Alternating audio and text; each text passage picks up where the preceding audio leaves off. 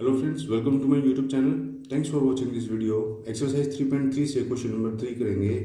Can a quadrilateral A B C D be a parallelogram?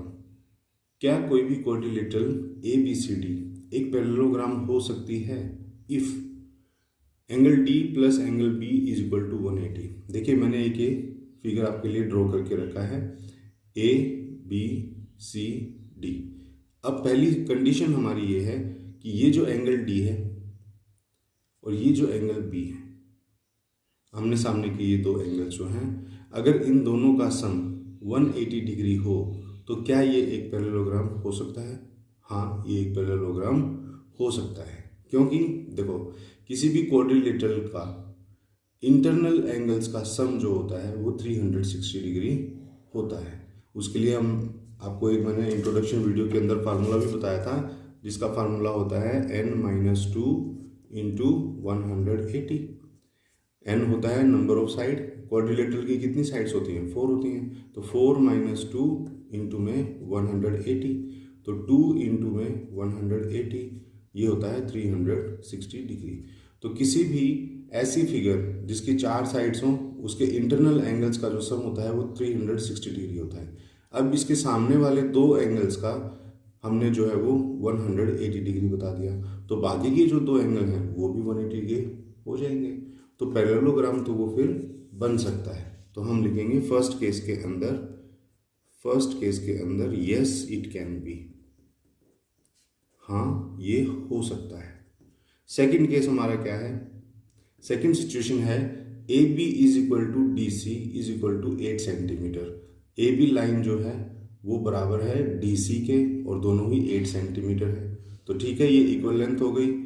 A D जो है वो 4 centimetre होनी चाहिए, ए डी जो है ये 4 सेंटीमीटर हो गई, और बी सी जो है वो 4.4 सेंटीमीटर हो गई।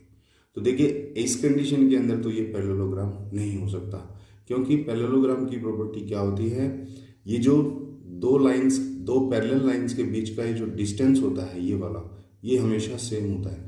लेकिन यहाँ पर तो सेम नहीं है। देखो, ये वाली लाइन है 4.4 और ये वाली लाइन है 4 सेंटीमीटर।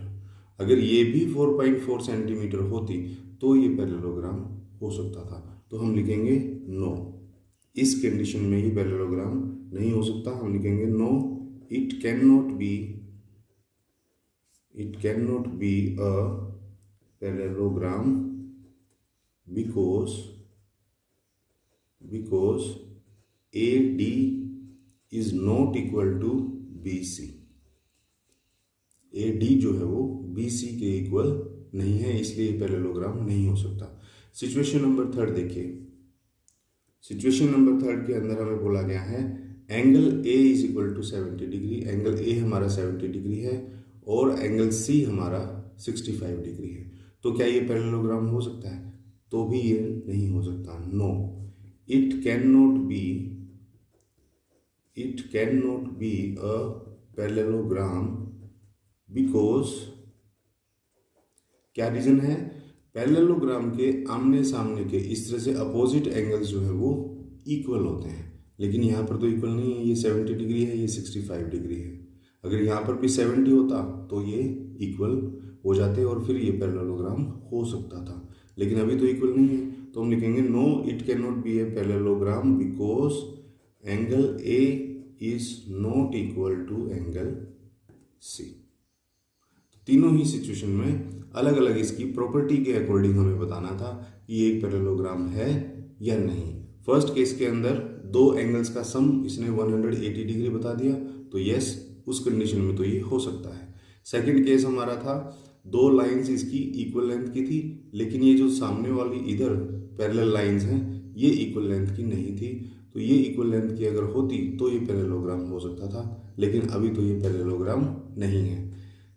थर्ड केस के अंदर हमें दो एंगल्स दे रखे थे, एंगल ए और एंगल सी, ये भी इक्वल नहीं है, इसीलिए ये एक पैरेललोग्राम नहीं हो सकता। तो फ्रेंड, ये था हमारा क्वेश्चन नंबर 3। आई होप आपको ठीक से समझ में आ गया होगा। क्वेश्चन नंबर 4 के लिए मिलेंगे नेक्स्ट वीडियो में। तब तक के लिए थैंक्स।